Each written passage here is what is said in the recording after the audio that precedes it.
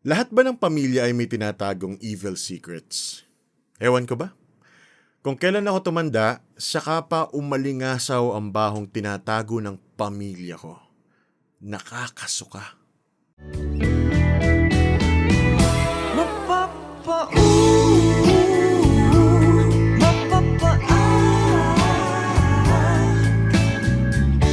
Magandang gabi Dan, itago mo na lamang ako sa pangalang Lyra.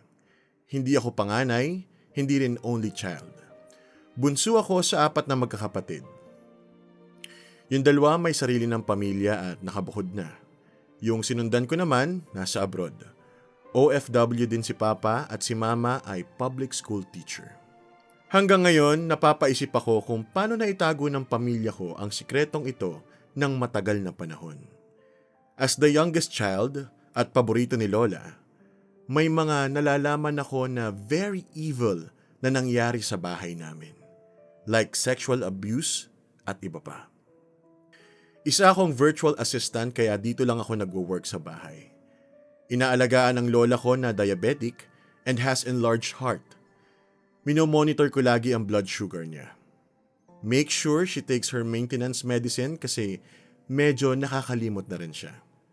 Pero may isang kwento sa buhay niya na hinding-hindi niya nakakalimutan. Buong buhay ko, Dan, naniwala akong may perpekto at masaya akong pamilya. Lumaki ako sa pangangalaga ni Lola kasi si Lolo namatay nung 6 years old pa lamang ako. 2 weeks ago, nagkaroon kami ng masinsinang pag-uusap ni Lola. Naikwento niya sa akin kung gaano siya nagpapasalamat na inaalagaan ko siya at hindi ko piniling umalis sa poder nila para magtrabaho sa ibang lugar. Sabi ko sa kanya, hindi ko itinuturing na obligasyon ang pag-aalaga ko sa kanya. Inalagaan din naman niya ako nung bata ako kaya ako naman ang mag-aalaga sa kanya ngayon. Hirit ko pa sa kanya, "Nako, kung buhay lang si Lolo, malamang grabe rin ang pag-aasikaso niya sa iyo ngayon." Pagkatapos kong sabihin yon, biglang natahimik si Lola. Sa loob-loob ko, patay. Ba't ko ba sinabi yun? Malamang bigla niyang namiss si Lolo. Sabay hirit ng, "Huwag ka na kasing malungkot, La. Baka biglang magpakita si Lolo dito kasi miss na miss mo na siya. Sige ka, nakakatakot yun." Sabay tawa. Hayop siya. Mahinang bulong ni Lola. Akala ko mali ako nang narinig, Dan. Pero nakita ko yung galit sa mukha niya. "La, okay lang po ba kayo?" Tanong ko sa kanya. At sinimulan na nga niya ang kwentong nagpabago ng tingin ko sa pamilya namin. Lolo raped my lola, kaya sila kinasal. Ni hindi boyfriend ni Lola si Lolo that time. Tenant lamang po si Lola noon sa dorm na pagmamayari ng tita ng lolo ko. Ang sabi pa sa akin ni Lola, habang buntis siya sa panganay nila ni Lolo, ginahasa rin ni Lolo ang 15 years old na katulong nila at nabuntis din. Galit na galit si Lola lalo na sa parents niya na mas piniling ipakasal siya sa rapist kong lolo dahil may kaya naman daw ang pamilya ng lolo ko at ayaw nilang maiskandalo ang pangalan. Naiyak ako para kay Lola, Dan, at nakaramdam ako ng sobrang galit kay Lolo na masahol pa sa hayop. Yung katulong daw na nabuntis ng lolo ko at ang anak niya ay tuloy pa ring naninilbihan sa pamilya ni Lolo. Binayaran na lamang para hindi na magsampa ng kaso. Like, bakit napaka-enabler ng pamilya ni Lolo? Ang tagal na binitbit ni Lola mag-isa ang masakit na sikreto na yon dahil ayaw niyang maramdaman ng tatay ko na bunga siya ng isang kasalanan. Talagang hindi ako makapaniwala, Dan. Ang kalat ng pamilya ko. Nakakahiya. Dumagdag pa itong tatay ko na nagtatrabaho abroad na umuwi sa Pilipinas na may pasalubong na malaking kahihiyan at problema sa pamilya namin. Bakit ako nandito? Saan ba ang tungo? Kanino ako magtitiwala? Kung puso at isip ay ligaw, sino bang kakapitan Sabihin ng kaniyang pangalan, narito, buksan ng puso ko. Hawak mo aking kamay sa aking paglalakbay, at ngayon ay nakita ko, natutunan kong magmahal. At kahit na muli mong masaktan, lahat may dahilan. Kadiliman iyong pinaram, inilawan mong daanan. Hawak ko, hawak ko, hawak ko ang iyong kamay. Hawak ko, hawak mo. While working abroad, Dan, my father had an affair sa isang married woman. Ang siste, nahuli niya si kabit na may kabit din, kaya binugbog niya si girl, and my father got arrested for assault. Ayun, na-deport. Talagang may pinagmanahan pala si Papa. Ang nakakaloka pa nito, tinanggap pa rin siya ni Mama at pinatawad. Actually, pinagtakpan pa ni Mama ang kasalanan ni Papa at hindi ito ipinaalam sa iba kong mga kapatid. Ewan ko na lang kung anong gagawin ng mga kapatid ko kay Papa sakaling makarating sa kanila ang tunay na rason ng biglang pag-uwi ni Papa. Ang gulo-gulo ng pamilya ko sa totoo lang. Biglang nawala ang respeto ko para kina Lolo at Papa. Galit ang nandito sa puso ko ngayon, Dan. At konting-konti na lang ay baka masabi ko na rin kay Papa kung gaano sila kababoy ng tatay niya. Hindi nila deserve na patawarin ng paulit-ulit. Sa tingin mo, Dan, dapat ko na bang ipaalam sa mga kapatid ko ang tungkol kay Papa? At ang malaking sikreto ni Lolo, kailangan na rin bang malaman ni Papa? Sana ay matulungan mo ko. Hanggang dito na lamang at maraming salamat. Ang kwentong ito ay kwento ni Lyra.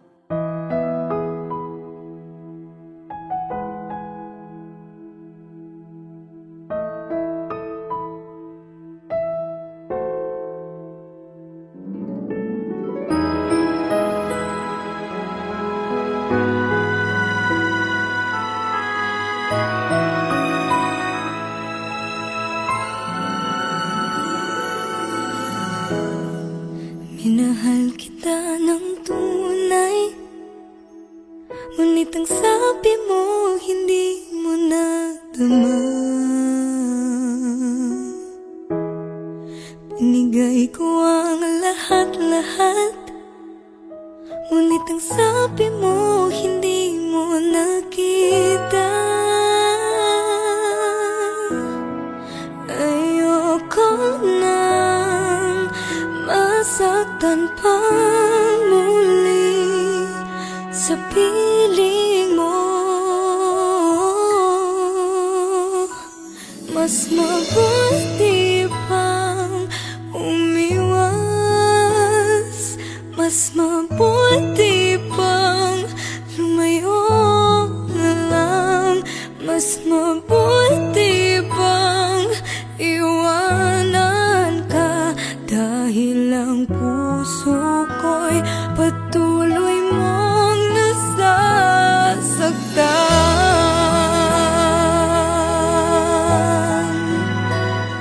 At yan mga kapamilya, ang sulat na natanggap natin mula kay Lyra. Lyra, grabe, ang bigat ng sulat, pero maraming salamat sa pagtitiwala mo dito sa ating munting programa na Kwento Mo Kay Dan, at dito mo napiling i-share itong kagimbal-gimbal, no? Mga tagpo, parang teleserye, no? Yung unti-unting nabubuksan ng mga sikreto. So, sige, diretso na tayo, no? So, babalikan ko lang yung una mong tanong na lahat ba ng pamilya ay may mga evil secrets? Ang sagot ko dyan, Lyra, yes, may mga sikreto, pero hindi naman lahat evil, no? Pero naniniwala ako na bawat pamilya may kanya-kanyang sikreto, no? Or mga bagay na hindi nasasabi sa bawat miyembro, no? Hindi kailangang ganto ka lala, no? Basta may mga, alam mo yun, may mga bagay ka na pinili mo na lang hindi sabihin sa magulang mo, o yung magulang mo hindi na lang din piniling sabihin sa'yo, no? Pero nagbabago kasi siya, no? Or parang kumbaga it depends on kung gaano kabigat yung sikreto na tinatago na yun. At dito sa kwento mo, no, hindi basta-basta sikreto to, no? Isa tong katotohanan na dapat lumabas, no? And ito nga, dumating na yung point na hindi na natiis ng lola mo at nasabi na niya. So doon sa tanong mo, siguro yes, dapat pag-usapan, no? Total, yung lola mo naman na yung nag-share sa'yo, no? Ibig sabihin nun, handa na siya. Maaring hindi pa sobrang handang-handa. Pero kahit papano, meron na siyang lakas ng loob na ikwento at nakwento na nga niya sa'yo. So, kunin mo yung chance na yun para din sa healing ni lola, no? Pag-usapan nyo, hindi para, alam mo yun, ibalik lahat ng sakit, pero para i-close yung sugat, yung trauma. Kasi hindi naman mawawala yan hanggat hindi, kumbaga parang hindi ginagamot. So, baka may chance pa, baka kaya nyo pang gamutin yung trauma, yung sakit na naramdaman ni lola. So, pag-usapan, siguro mag-consult kayo ng mga professional kung paano yung approach na pakikipag-usap kay lola. Kasi, wala namang sense kung itatago eh. Ito yung mga bagay na kapag nandyan na, you have to deal with it. Okay? At saka, yun din, grabe no? Grabe yung revelasyon ni lola, tapos meron ding revelasyon yung tatay mo. At yun din, ang suggestion ko rin doon, kailangan mo siyang sabihin doon sa mga kapatid mo. No? Wag mo na siyang itago, wag mo nang gayahin yung pagtatago ng sakit ni lola ng matagal na panahon, tapos ngayon lang niya nailabas. Imagine mo yun, gano'n nakatanda yung lola mo, tapos ngayon lang niya na-release yung sakit. So, masakit, no? At siguradong may impacto sa mga kapatid mo, pero wala eh. Kailangan mo siyang gawin, kailangan mo siyang sabihin para maging aware yung mga kapatid mo sa nangyayari sa paligid. Kasi mahirap yun eh. Mahirap din para sa'yo kung ikaw lang yung nakakaalam ng mga nangyayari, no? Mabigat yun para sa'yo. Pero since andyan yung mga kapatid mo, yung nanay mo, no? Kailangan yung pag-usapan to bilang pamilya. Kung ano't ano man ang kalabasan, kung ano't ano man ang maging dulo, kailangan yung harapin, no? Kailangan yung tanggapin kasi yun siya eh, no? At I guess alam mo naman siguro magiging dulo nun, lalo na yung pagdating sa tatay mo, no? Tsaka wala eh, nangyari na. Yung balik tayo sa issue ng lolo mo, no? Doon sa mga nangyari na eh. May rason, di ba? Doon na lang tayo kakapit na may rason ang lahat ng nangyayari sa atin. May dahilan at ang pwede mo na lang gawin, no, at ng pamilya ninyo ay mag-move forward, no? Not necessarily i-brush off ng tuluyan yung revelation na ginawa sa'yo ng lola mo, no? Huwag kakalimutan, pero kailangan nyo mag-move forward. Ganon din pagdating sa issue ng tatay mo, no? Yung sa issue ng tatay mo, it's up to your mom eh. Kumbaga kung sabi mo napatawad niya, pero pwede mo naman din siyang kausapin, no? Kung hindi kayo comfortable na ganun yung ginawa ng tatay nyo, pero kasama nyo pa rin siya, pwede mong kausapin yung nanay mo, no? Kasi mahirap nang mamuhay sa isang bahay na meron na kayong trust issue sa isa't isa kahit na pamilya mo pa sila, no? I get it. Gusto nyong, 'di ba, wala namang may gusto sa atin na mabuwag-buwag yung pamilya natin. Pero kasi mahirap kalimutan or mahirap isawalang bahala, isang tabi yung lamat, no? Yung lamat ng pamilya. Tsaka hindi basta-basta yung ginawa ng tatay mo, no? Una, sinaktan niya yung nanay mo, no? Sinaktan niya kayo. May sinaktan siyang tao. So, up to you. Pero alam mo na din ang dapat mong gawin. So, kausapin mo yung nanay mo, no? Mag-usap kayo. I think siya yung pinakaunang dapat mong lapitan sa mga oras na ito. Kumustahin mo siya, no?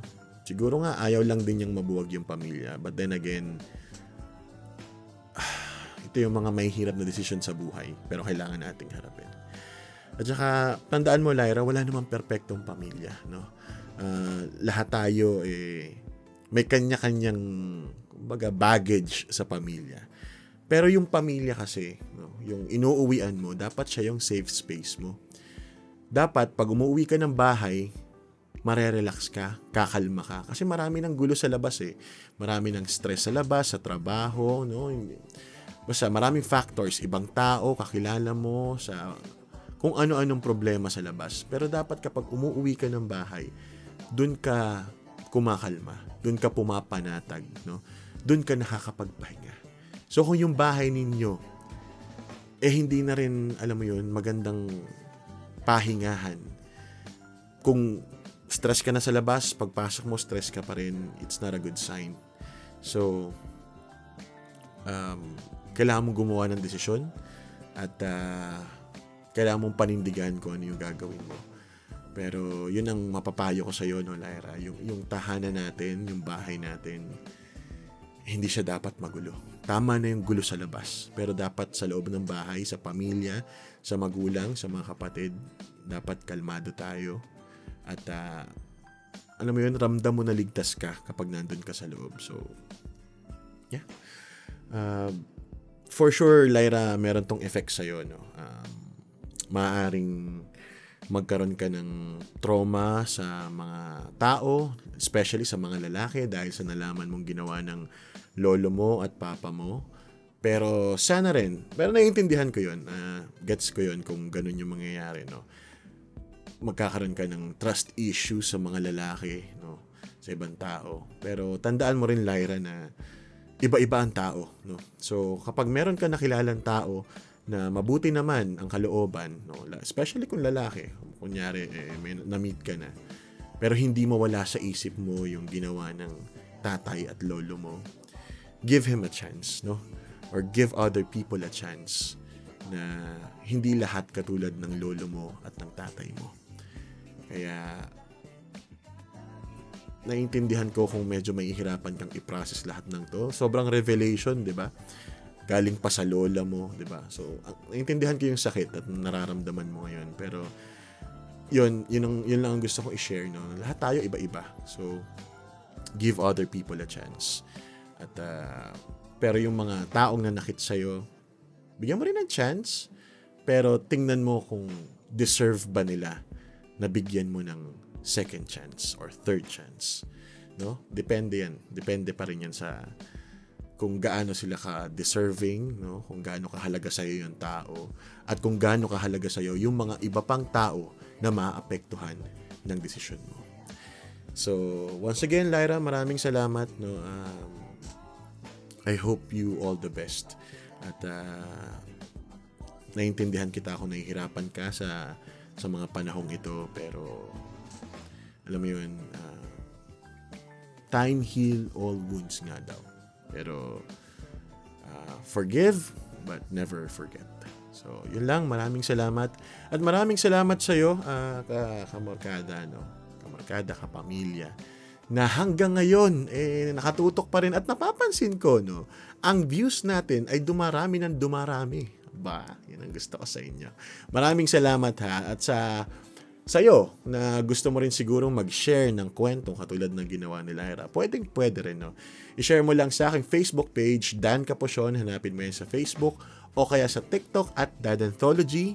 Mag-message ka, iwanan mo doon at aayusin namin, babasahin namin at abangan mo dito sa YouTube channel ng MOR Philippines at Star Music. Okay? Maraming salamat, ha. Hanggang sa muli, kwentong masaya, may kilig, may drama. Kung kailangan mo ng masasandalan, kwento mo kay Dan. Bye! Mapapauwi